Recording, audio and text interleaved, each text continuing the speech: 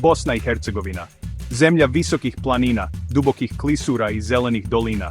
Zemlja bogate i često burne historije. Ali koliko stvarno znamo o njenom nastanku? Je li Bosna oduvijek bila dio velikih carstava, ili je imala svoj identitet mnogo prije nego što su nam rekli? U njenim brdima i rijekama, u starim gradovima koji kao da su iznikli iz stijena, kriju se tragovi prošlosti. Tragovi koji nam pričaju jednu drugačiju priču o nastanku Bosne. Priču o ljudima koji su vjekovima gradili svoj identitet na raskršću civilizacija. U ovom videu istražujemo manje poznate činjenice o osnivanju Bosne. Hajde da zajedno otkrijemo misterije prošlosti ove zemlje i pokušamo da shvatimo kako je nastala Bosna, kakvu danas znamo. Naša priča počinje u 10. vijeku, u vrijeme kada Europom vladaju velika carstva. Vizantijski car Konstantin VII Porfirogenit u svojoj knjizi De Administrando Imperio prvi put spominje ime Bosna. Ovaj dokument, jako važan za historičare, opisuje političku geografiju tadašnjeg svijeta. Ali da li to znači da je Bosna tada nastala? Je li to bio trenutak njenog rođenja? Neki historičari misle da je Bosna postojala mnogo ranije, ali pod drugim imenima, skrivena u okviru drugih država.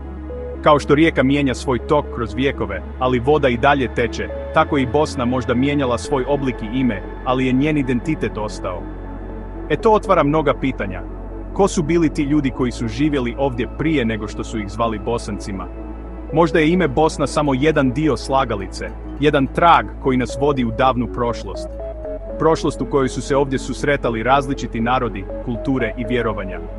Iako nemamo sve odgovore, jedno je sigurno.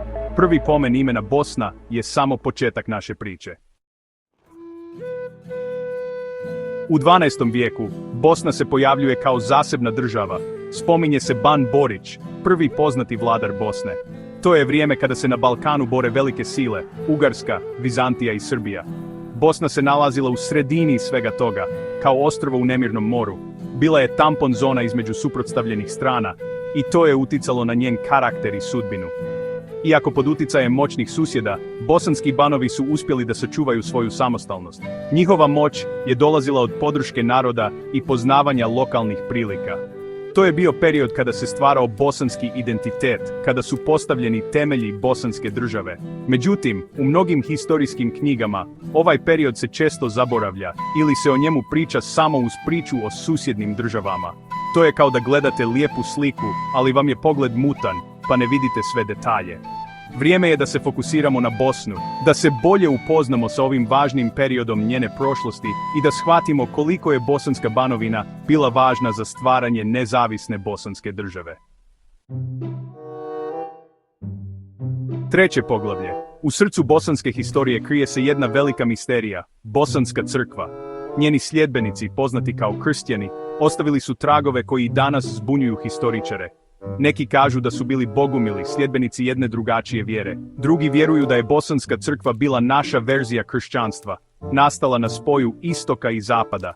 Njena učenja, obavijena tajnom, govore o duhovnosti, o drugačijem shvatanju Boga i čovjeka.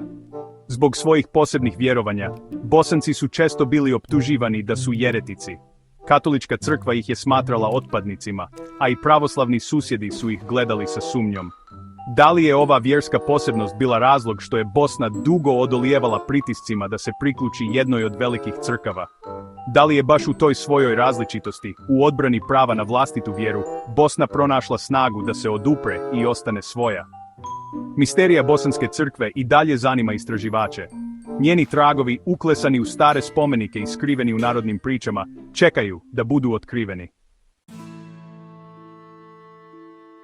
Bosna nije nastala slučajno niti odjednom.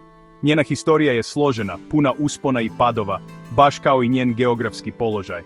Njen identitet je opstao kroz vjekove, uprkos pritiscima velikih sila, kao hrast koji se ne da olujama. Koliko još tajni krije prošlost Bosne? Koliko toga tek treba da otkrijemo o njenom nastanku, o ljudima koji su je stvarali i branili? Možda je vrijeme da zaboravimo na uobičajene priče i da sa znatiželjom istražimo prošlost ove zemlje.